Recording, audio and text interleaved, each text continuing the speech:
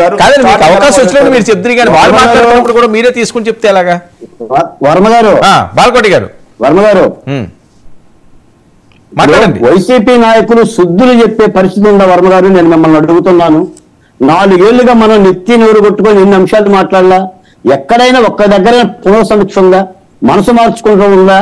నేను గతంలో చెప్పాను సార్, శిశుపాలుడు తప్పు చేసినట్టుగా వాళ్ళతో తప్పులు చేస్తూ ఉంటుంటే కృష్ణ భగవానుడు అలాగనే చెప్పాడు. శిశుపాలుడు వెళ్ళా. అలాగనే న్యాయస్థానం చెప్పింది, ఉద్యమాలు చెప్పింది, అందరూ కూడా నిరుద్యోగులు చెప్పారు. ఇన్ని చెప్తే ఒక్కది అక్కడైనా సరే సమీక్ష చేసుకున్న దాఖలాలు ఉందా? డిబేట్ అనేది ప్రజలు వినేది, బాధ్యతగా మాట్లాడాలి. మీరు కావాలని చెప్పేసి అబాకులు సబాకులతో నిందలేసి కూలోడు గీలోడు అంటే ఏం మాట్లాడతారు చెప్పండి? ఏం మాట్లాడాలో చెప్పండి? మీరు బాధ్యత కలిగిన అధికార పార్టీలో ఉండి ఆ బాధ్యత కలిగి 5 ఏళ్ళు పరిపాలన అయింది, 4 ఏళ్ళ ఎన్నికలు ఉంది. మీరు ఎంత బాధ్యతగా చెప్పాలి?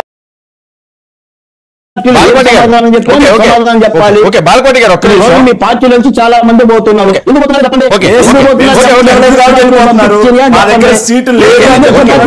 అడగండి. ఓకే బాలకోటి గారు ఒక్క విషయం, ఇందాక రోజా గారు మాట్లాడతా పక్క రాష్ట్రాల నుంచి వచ్చి ఇక్కడ రాజకీయం చేస్తున్నారు, వాళ్ళకి ఎవ్వరు కూడా ప్రయారిటీ ఇచ్చే పరిస్థితి లేదు అని చెప్పి పదే ఆవిడ మాట్లాడుతున్న నేపథ్యం, అదేమన్నా ఇంజెక్ట్ అవుతుందా ఓటర్స్ కి? ఎవరిది వర్మ గారు? అలీ గారి గురించి చెప్తున్నారు. ఎవరిది? అలీ మీకు అలా అర్థమైందా? ఓకే బాలకోటి గారు అందరూ ఆలీ గారు ఇప్పుడు చంద్రబాబు నాయుడు గారు ఆలీ గారి పేరు ఎందా చాట. ఎందా చాట ఎక్కడ పోటీ చేసినా గెలవదు. ఆలీ గారికి ఆంధ్రప్రదేశ్ లో సంబంధాలే లేదు. వైర్లు కట్టేట్టుగా కట్టేపోయిన ఆయనకి ఏమీ లేదు. ఆ విషయం ఆయనకి తెలుసు. ఆయన పవన్ కళ్యాణ్ పోటీ చేసే సాహసాలు ఆయన చేయడం, అదేదో మీటింగ్ లో చెప్పాడు. ఆయన మీటింగ్ చెప్పాడు. రాంబాబు గారే, అంబటి రాంబాబు గారే వెళ్ళిపోతున్నారు, దక్కా మాణిక్య ప్రసాద్ వెళ్ళిపోతున్నాడు.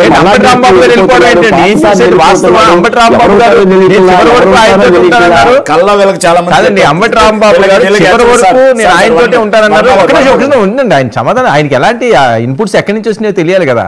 అంబటి రాంబాబు గారు పరిస్థితిలో మేము అక్కడే ఉంటామన్నారు.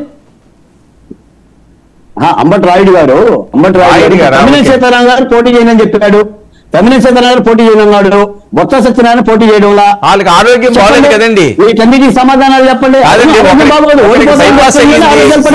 హెల్త్ బాగలేదు, ఆరోగ్య రీత్యా ఉండొచ్చు కదా ఇష్యూస్. అమరావతి చట్టానికి ఆరోగ్యాలు బాగుంటాయి,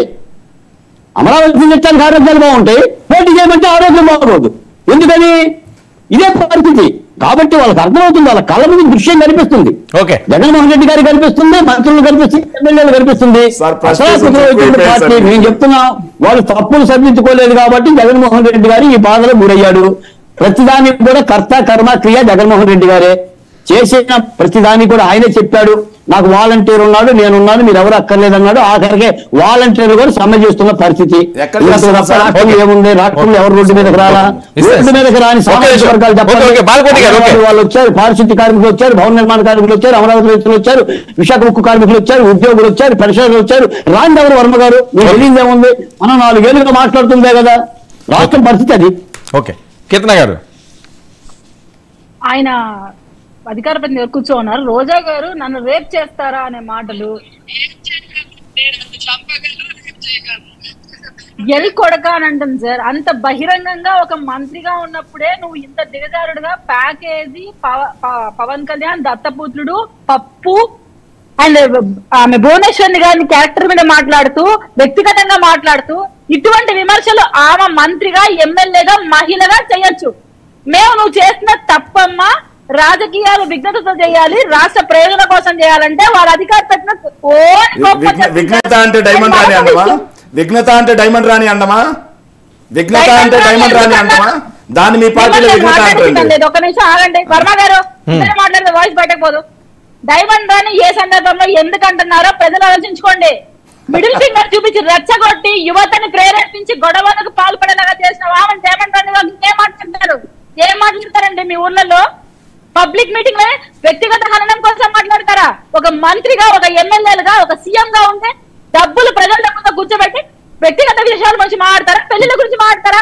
నేను అడుగుతున్నా, మీరు జవాబు చెప్తే 2019 జగన్మోహన్ రెడ్డి గారు ఎక్కడ ఉన్నారు? పాదయాత్ర సమయంలో భారతి గారు ఎక్కడ ఉన్నారు? వాళ్ళ కూతురు ఎక్కడ చదువుకుంటుంది? వాళ్ళ అమ్మ ఎక్కడ ఉంది? వాళ్ళ చెల్లెలు ఎక్కడ ఉంది?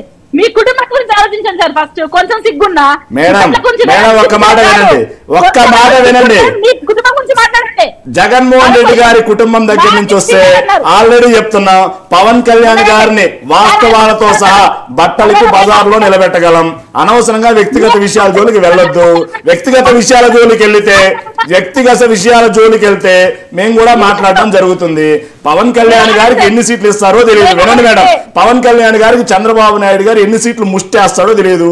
ఆ ముష్టిలో 2014 నుంచి ఆయన్ని ఎంటు పెట్టుకున్న ఎంతమందికి ఇస్తాడో తెలియదు. కొత్తగా టీడీపీ నుంచి ఆ పార్టీలో చేరే వాళ్ళకి ఎంతమందికి ఇస్తారో తెలియదు. అలాగే ప్రజారాజ్యం పార్టీలో ఎలా అయితే గొంతుకు వచ్చారో జనసేన పార్టీలో కూడా ముందు నుంచి నమ్ముకున్న వాళ్ళని ఎంతమందిని గొంతుకు వస్తారో తెలియదు. మీరు కూడా మాట్లాడితే ఎలా అండి?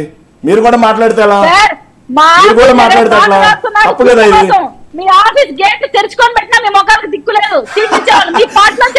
గేట్లు తెరవక్కర్లేదండి. మా దగ్గర 175 నియోజకవర్గాల్లో పోటీ చేయడం కోసం ఒక్కొక్క నియోజకవర్గంలో 3-4 అభ్యర్థులు ఉన్నారు. మీ పార్టీలో అసలు 175 నియోజకవర్గాల్లో పోటీ చేయడానికి సభ్యులు ఉన్నారా? అభ్యర్థులు ఉన్నారా? అసలు అభ్యర్థులు ఉన్నారా మీ పార్టీలో? అభ్యర్థులు ఉన్నారా? అభ్యర్థులు కూడా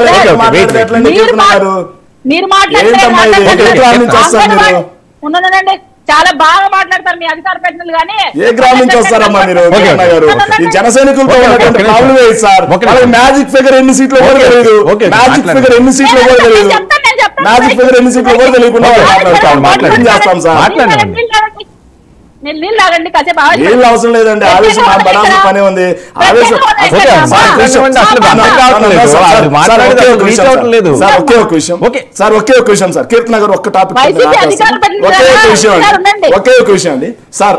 ఏపీలో అన్ని రాజకీయ పార్టీలకి ఇంక్లూడింగ్ కాంగ్రెస్, బీఎస్పీ, అలాగే కొన్ని పార్టీస్ అన్నిటి తోక పార్టీలు సిపిఐ, సిపిఎం కూడా అభ్యర్థుల సెలక్షన్ ఎలా చేయాలి, అభ్యర్థులను ఎలా నిలబెట్టాలి, మనం ఎన్ని సీట్లలో ఓడిపోతాం, ఎన్ని సీట్లలో గెలుస్తాం, ఇలాంటి రివ్యూలు చేయాల్సిన అవసరం ఉంది. అభ్యర్థులను నిలబెట్టుకోవాల్సిన అవసరం కూడా ఉంది.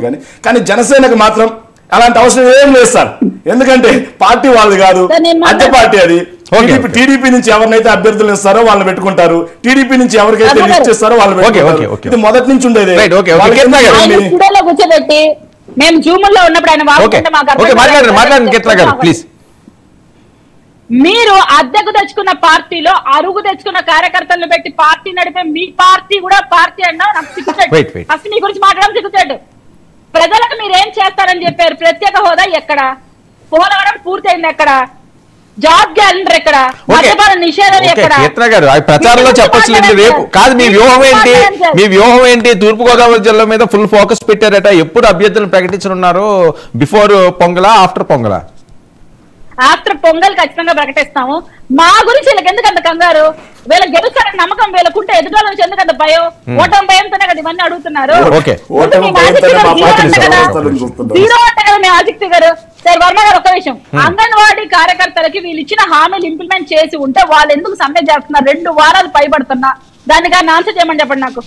మీరు వాళ్ళకి ఇవ్వాల్సిన అన్ని సమగ్రంగా ఇచ్చి ఉంటే ఆన్సర్లు క్వశ్చన్లు లేవు. మీరు ఏం చెప్పాలనుకుంటున్నారు చెప్పండి. చేతగాని చావుదొచ్చిన ప్రభుత్వాన్ని వెనకేసుకొని వచ్చే కన్నా ప్రజల పక్షాన్ని నిలబడితే అధికార ప్రతినిధులకు రేపు విలువ ఉంటుంది. ఆ విషయం గుర్తుపెట్టుకోని చెప్పండి. మీరు కవితలు బాగా ప్రాక్టీస్ చేస్తున్నట్టున్నారు. ఒక నిమిషం గాయత్రి గారు. కవితలు కాదు, వాస్తవాలు. గాయత్రి గారు రోజా గారు కొన్ని అంశాలు ప్రస్తావించారు. మిమ్మల్ని కూడా కలుపుతాయి. అన్ని జాకీలు పెట్టి లేపినా ఏం వర్కౌట్ అవ్వదట. ఎవరండి? రోజా గారు అండి చెప్పింది. మీకు అలా అంటే తెలియదేమో. మంత్రి గారండి, ఆంధ్రప్రదేశ్ టూరిజం శాఖ మంత్రి వర్యులు. మీకు అలా అంటే తెలుస్తుందేమో. అలా అంటే అసలు గుర్తుపట్టలేదు అండి. ఎందుకంటే వైసీపీలో ఏ మినిస్టర్ ఎందుకున్నారో ఆ మినిస్టర్ ఏ పని చేస్తారంటే వాళ్ళకే తెలియదు. ఇక మాకేం తెలిసింది పక్కన పెడితే. నాకు తెలిసి ఇప్పుడు రోజా మైక్ ముందుకు వచ్చి ఒకప్పుడు రోజాకి ఇప్పుడు రోజాకి కూడా చాలా తేడా ఉంది. ఆ దమ్ములో కూడా తగ్గింది. ఎందుకంటే ఆవిడకి భయం పట్టుకున్నట్టుంది. నాకు మళ్ళీ సీట్ ఇస్తాడా లేదా, ఇచ్చినా కూడా గెలుస్తానా లేదా అని భయం స్టార్ట్ అయినట్టుంది. ఆవిడ వంతుగా లాస్ట్ మినిట్ ప్రయత్నంలో ఏదేదో మాట్లాడద్దు. ఆవిడ జాకీలేసి లేపినా ఎవరు గెలవరని అన్నిటికీ సమాధానం 2024 ఎలక్షన్స్ లో తెలిసిద్దండి. ఇప్పుడు పక్కన కూర్చొని శేఖర్ గారు ఇంకేముంది రేపు మేము 175 175 స్ట్రాటజీలు వేస్తున్నాం, అవి చేస్తున్నాం, ఇవి చేస్తున్నాం అంటున్నారు. కాబట్టి అది చూద్దాం. రేపు 2024 తర్వాత కూడా అదే శేఖర్ గారు వచ్చి ఇలాగే డిబేట్ లో కూర్చొని అప్పుడేం సమాధానం చెప్తారు వినాలంది నాకు కూడా. ఎందుకంటే ఇప్పుడు ఎన్ని చెప్పినా ఆబ్వియస్లీ మా పార్టీ గెలిచిద్దని మేము చెప్తాం. రోజా గారు అంతా తెరిస్తే బూతులు మాట్లాడితే అబద్ధాలు మాట్లాడితే చెప్తారు. నా మాటకి రేపొద్దున 2020 శేఖర్ గారు